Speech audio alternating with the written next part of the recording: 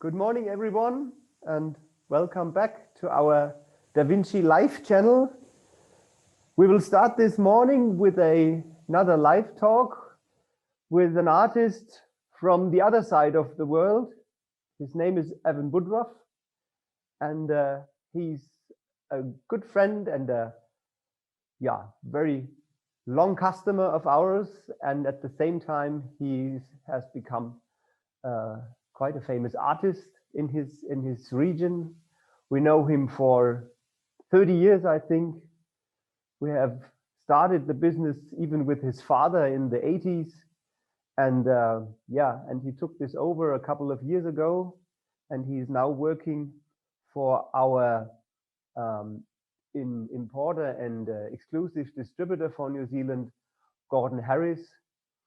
And he's the advisor for the technical advisor there for the products, and also he's doing seminars and classes.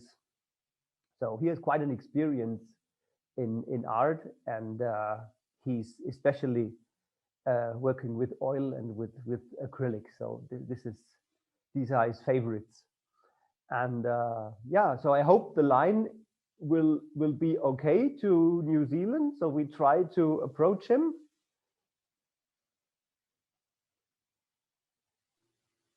Evan?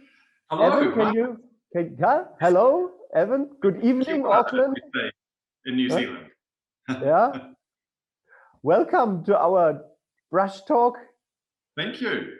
Yeah. I hope. Be there. Huh? Yeah. Very good. Yeah.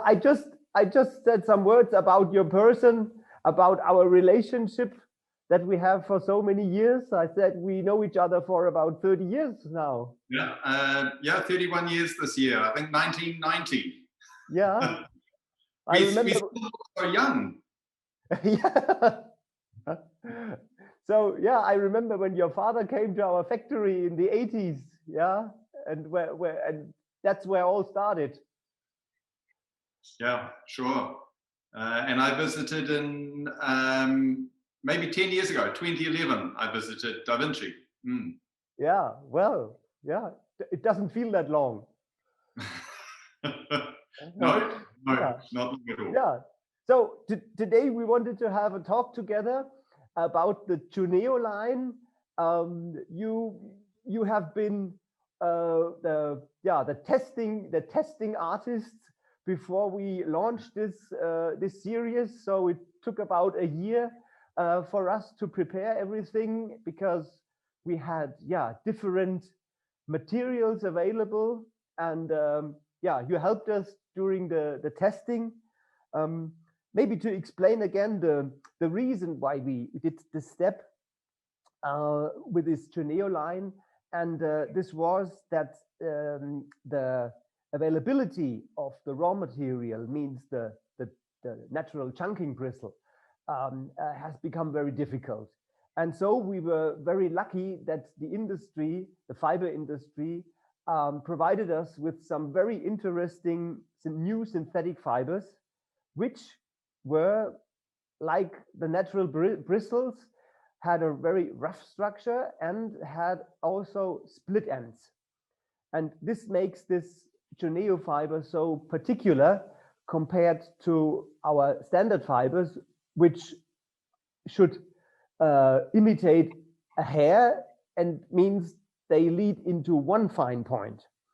And the CHUNEO splits and has also this special rough surface where the color can stick on, and so this is the difference to the normal common synthetic fibers that we use for many years. And so we started to develop some samples, and you were testing them, and after a year we said, okay, we are now ready with the mixture. We are happy with the results, and so we did the launch last year in summer. And I heard. Well, sorry, Marcus. I know German efficiency is usually very quick, but I do remember maybe 8 years ago, in fact, you were trying to develop Chuneo, and I received, along with 5 other artists around the world, we received a beautiful bundle of brushes made with 6 different fibers, and you're like, please test these and see if they will do what the Chungking bristles will do. And all 6 of us had to say, no. And so I was very happy when 1 or 2 years ago, we received the new ones, and you had a unanimous from your 6 ambassadors, you had a unanimous, yes, these are something special. Yeah, right. Yeah, because the first project failed. These were fibers where we were not happy with, and and also the test results were not very promising. So we stopped that. Yeah, right. Yeah, but now I think we have found a very nice solution.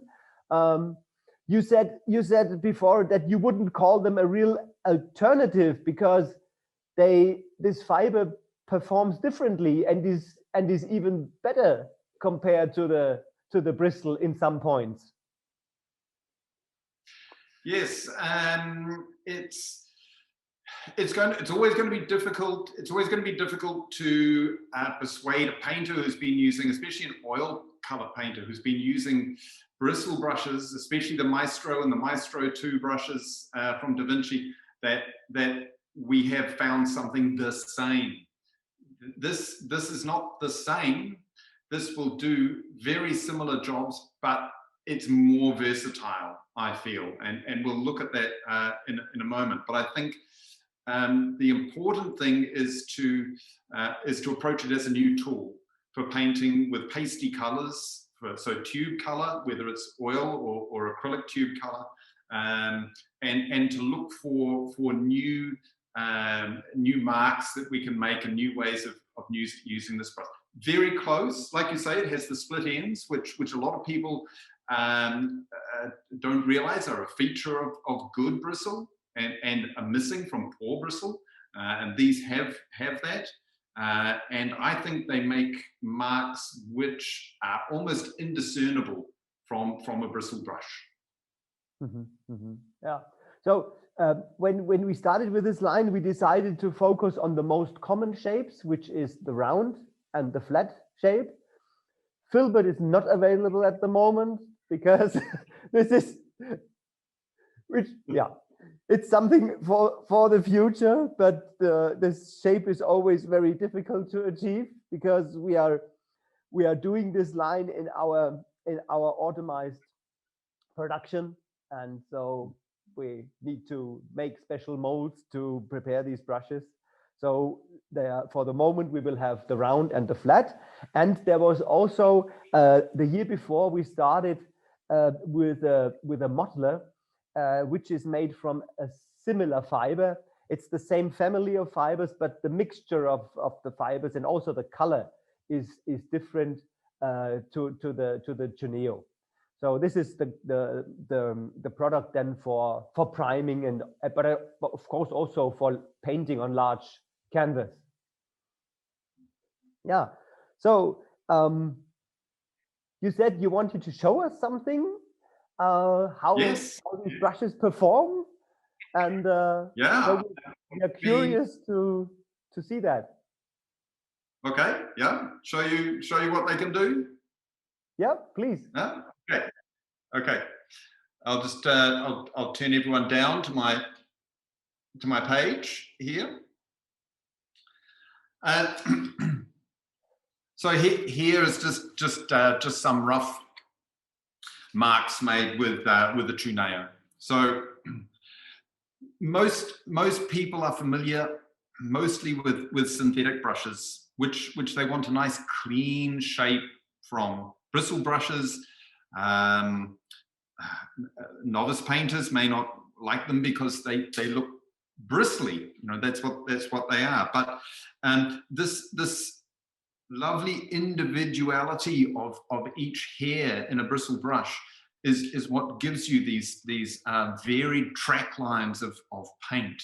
Now this is with a Chuneo, but to me, this could be done, if I was looking at it and had to say, I would have to say this was done with a bristle brush.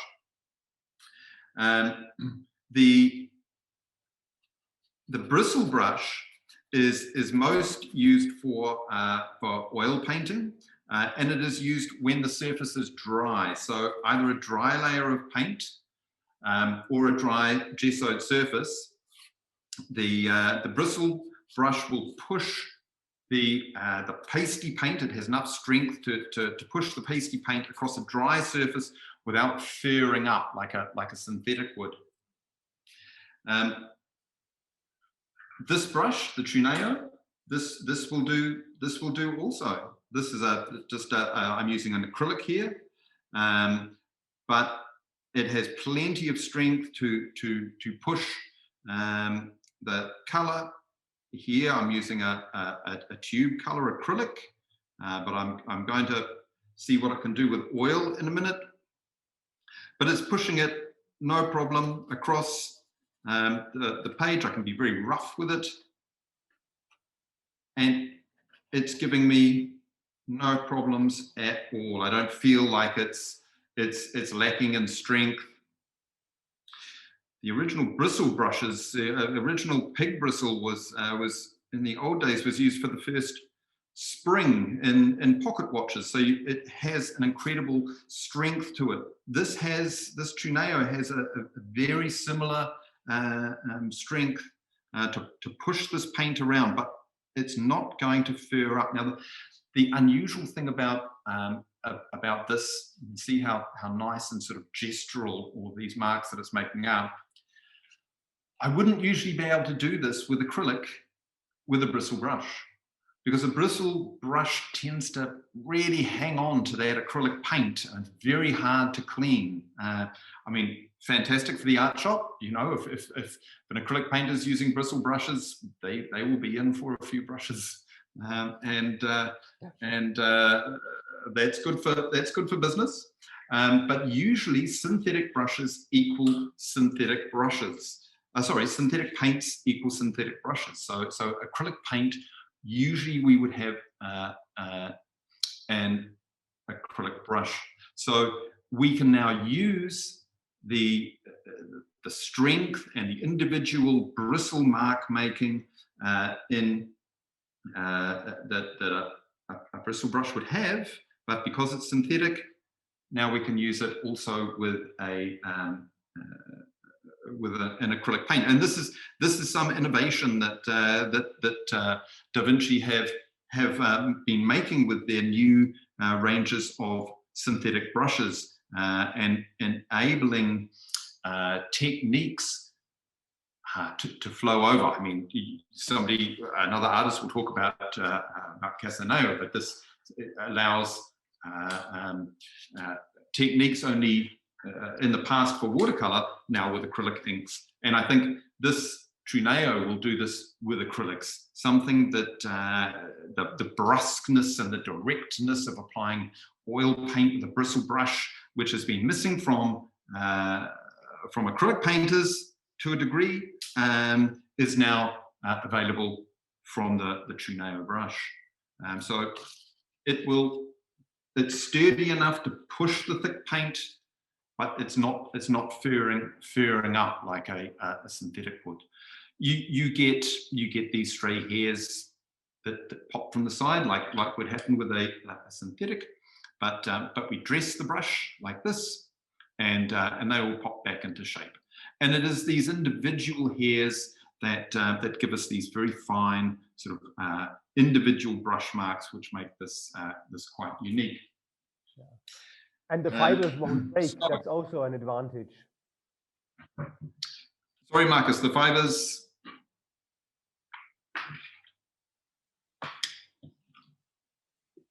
Well, and this is interesting with the fibers, and you were talking about the different mixtures of fibers.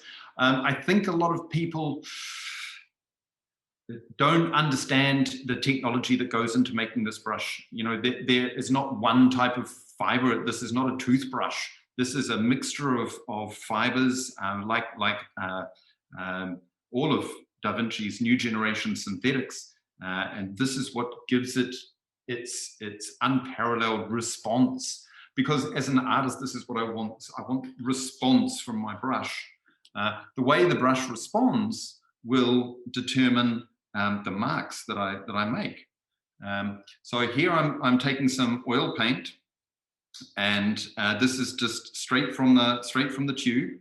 So it's nice and buttery, good German oil paint, but also it's stiff. Now working across a gessoed surface here, with a synthetic brush, this would reasonably be difficult. This would also be very rough on the tip of the brush, and it would fur up very, very quickly. Here, I've got all the strength that I need to push this very pasty paint across. And this is one of the benefits of oil paint. It's oil, so it spreads. So with a small amount of oil on a well-primed surface and a good bristle brush, we can actually take a small amount of paint and really, really push it across. But you need a strong brush. And this Chuneo is really doing it. It's pushing it across, but look, it's still good brush shape. And in actual fact, this is now looking like a real bristle brush, not some synthetic. But with oil paint, so it will have the pushing power to get that on. But where a bristle brush falls down, stops becoming so useful on an area, is when you start layering up, because once you have some wet paint on the surface, a hog hair brush will start to pull that paint off if you try to layer up. So you can put 1, maybe 2 layers of oil paint down before your bristle brush starts to pull it off. You need to swap over to a softer brush. But the Chuneo is not a bristle, it's a synthetic, and it has the soft response necessary for some delicate layering as well. Let's see how, with a large brush like this, it's nice and bright.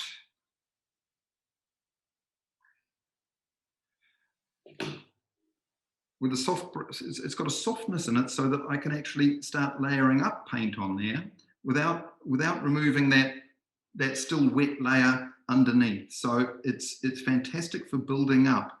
Normally at this stage, I would swap over to a black sable or perhaps a Grigio brush, both of which are fantastic brushes for oil painting, for wet oil painting. But the Chuneo kind of does a little of both. It will do what the bristle brush does, but it will also do what those softer brushes do to a degree. It has the strength of a bristle without having the abrasive quality maybe of a hog hair. Now, this is not to say that for the Maestro, the oil painting Maestro, that it will replace the hog brush, but it will offer them another tool, perhaps that will extend their practice. But I would say for someone who is especially new to oil paint, and especially for people who are looking for a versatile oil painting brush, that the Chuneo will actually do more than the bristle brush. So you can see we can layer up very easily here, and I'm not getting any muddying of the color. I can blend like I would with a soft brush, but it's not muddying. So I think that the CHUNEO will add an important tool for the Maestro oil painter, but for the acrylic painter, it gives a wonderful new range of techniques that they're able to produce. And for any oil painter, it's going to perform both as a bristle brush and as a slightly softer brush as well. But for me, also cleaning is an issue. Cleaning brushes. A wonderful thing about synthetic brush like CHUNEO is it's much cheaper than the pure chunking bristle brushes.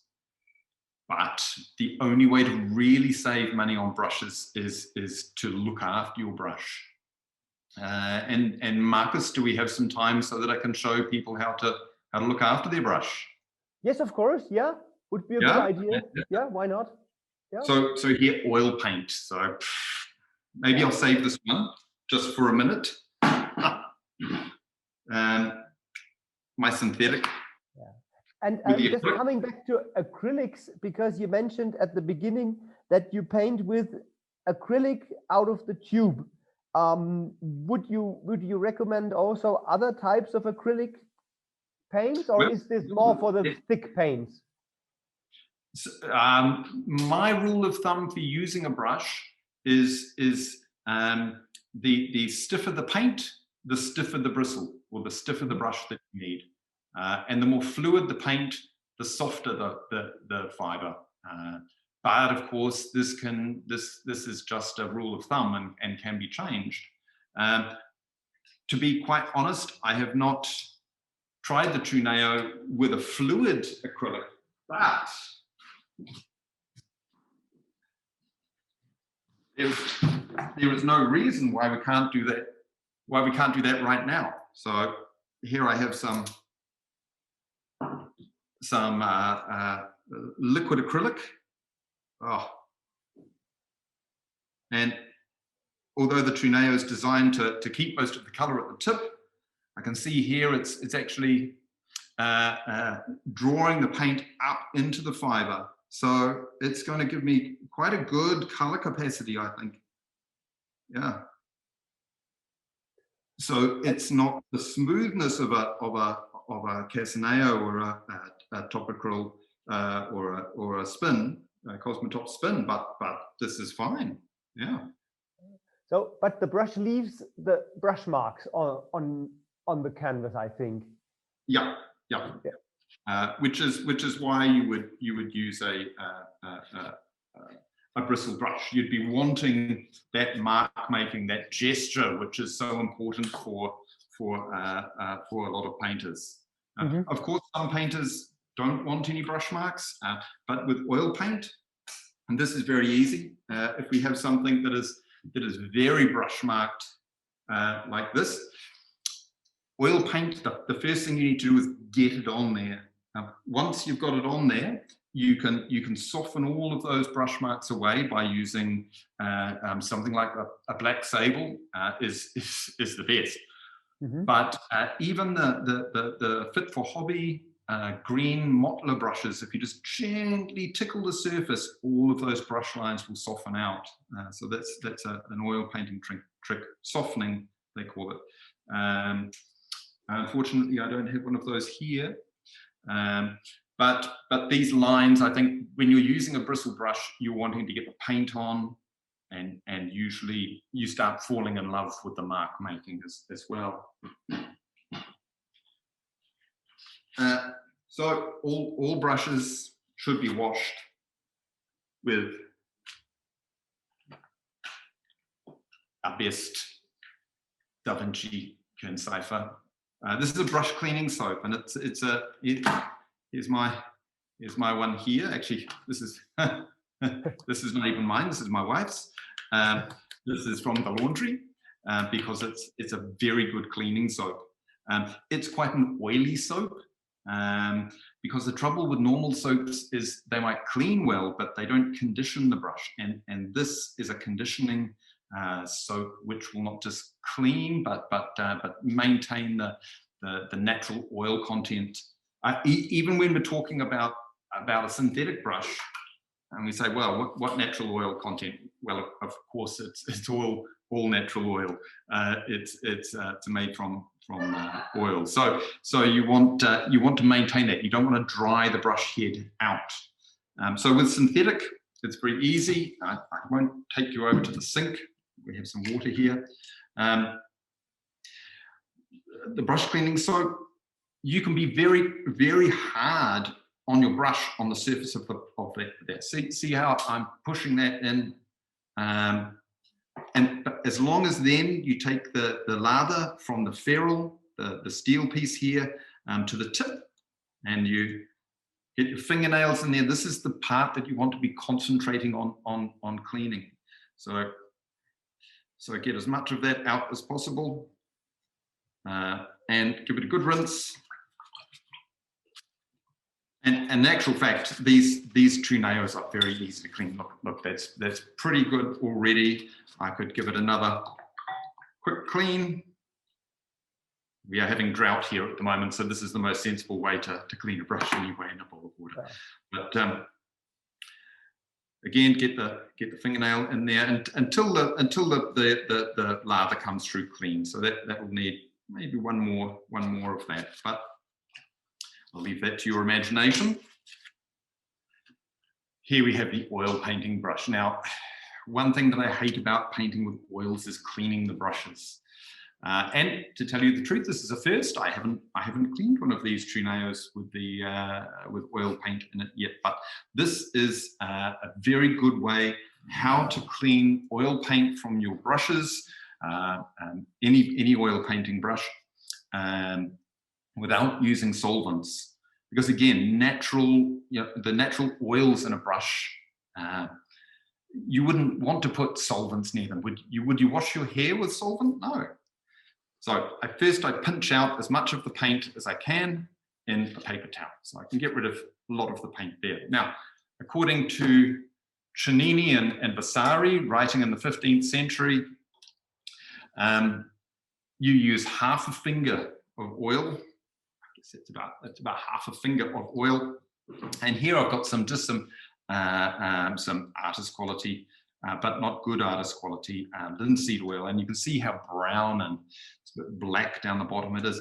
This is just for wiping out the brush. You don't need to have clean oil. It's not like water that we're washing out. And I'm just using the oil and the edge of the bottle there to extract as much of the solids from my brush head as I can. So you can see there's a lot of paint going out, a lot of residue going out, and that will settle in the bottom. That's fine. Then wipe that out, and you can actually see here that now I've got very little color left in my brush already. So this oil is taking out the majority of the paint. So the paint and the oil you said in the beginning, this is linseed oil. Just linseed oil, not a high quality linseed oil, but not a hardware one, just a cheap artist one. Now that I've just got an oily brush with very little pigment in it, I can take it back to the water and back to the Da Vinci brush cleaning soap, and again be very hard on the brush head, on the soap, and concentrate on pulling that from the ferrule to the tip. Now, I don't mind washing this with my hands because there's no solvent involved, and even if I was using a cobalt or a cadmium here, again, unless I had a cut on my finger or something, it's not going to hurt. But we can see we've almost got all the color out already. And you can see the lather is now starting to come through almost white. So again, just bring that through, and the brush is just about clean. So no solvents, very little time spent cleaning. What you need to do so you will get some staining from colors. I've used a phthalo. Now phthalo, first time you use your brush with phthalo, it's going to stain the fibers, but there's no actual color in that. We can see that there's no color coming out of there onto the napkin there. So that is a clean brush. So avoid solvents and your brushes will love you. Da Vinci brushed cleaning soap, and take some home too. It's very good for getting red wine out of carpet. It's good for getting oil out of silks. It's a fantastic cleaning soap. Now, just you mentioned these two, Marcus, the bristle. Mm-hmm. Yeah, the mottlers. Is that in focus? It seems a little out of focus. We lost. Yeah, now it's better. Yeah. Better close up. Yeah, now. So the mottlers, these do have a different hair. This is a new one here.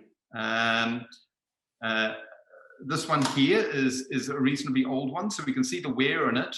But I am very rough with this brush. This is not just used for priming, but also for my collage with collage glues, fabrics. I'm collaging fabrics on, so I'm giving it a real lot of punishment. But you can see how clean it is in that ferrule area, because I've been very pedantic about cleaning.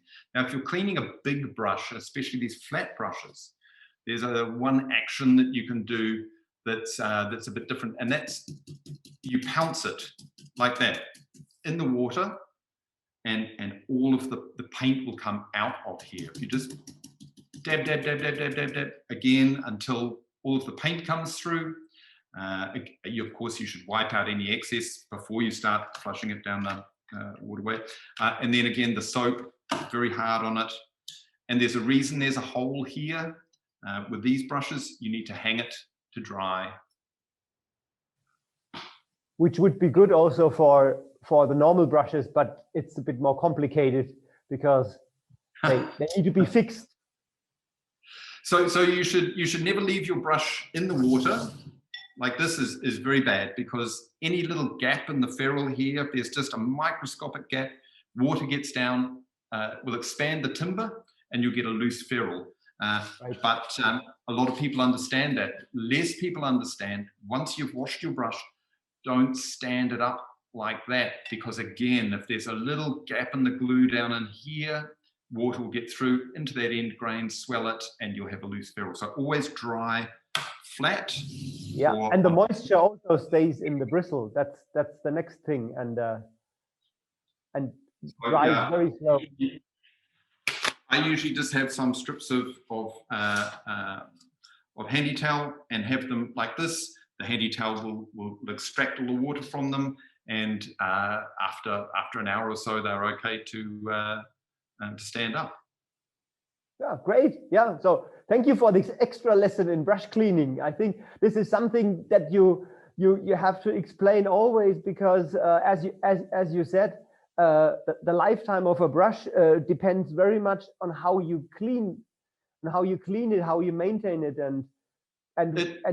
and as a quality producer, we would like that our products can be used for a long time, and which is of course also sustainable, and so that people do not throw it away after one use.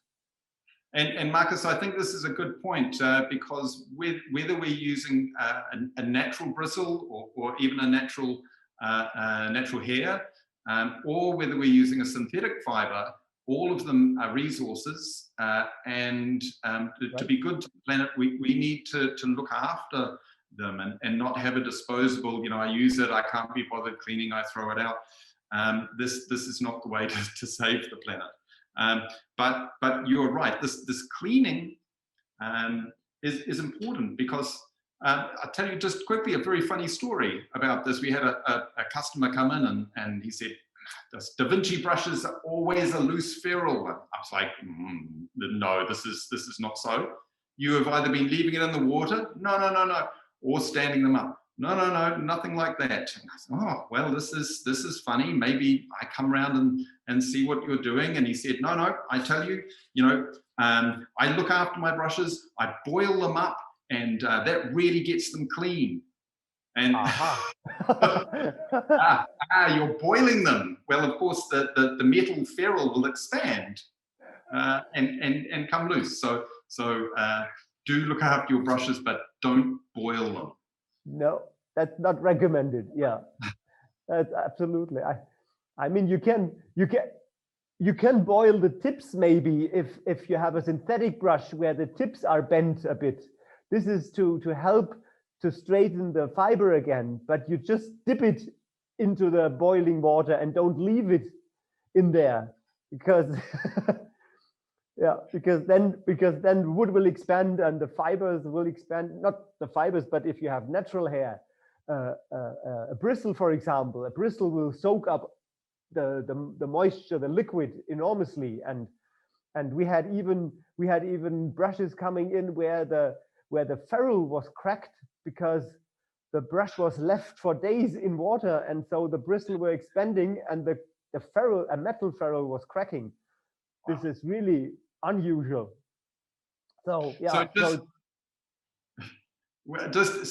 on that point, if your customers are using the natural bristle brushes, the Maestro 2, or the sketching brushes, once washing them, yeah, sure, they swell up and go very fluffy. So an old brush trick is just to wrap a little bit of cotton around them, leave them to dry, and they will dry in shape. That's also good advice. Yeah. Okay. Yeah, Evan, thank you very much for your time. Yeah, that you took your evening to explain about the brushes. Was very interesting and helpful. And yeah, so if somebody has questions, please feel free to ask. You can chat us or send us an email, and we will be happy to reply. So all the best, and greetings to Auckland. Great. Thank you, Marcus. Bye-bye. See you soon. See you.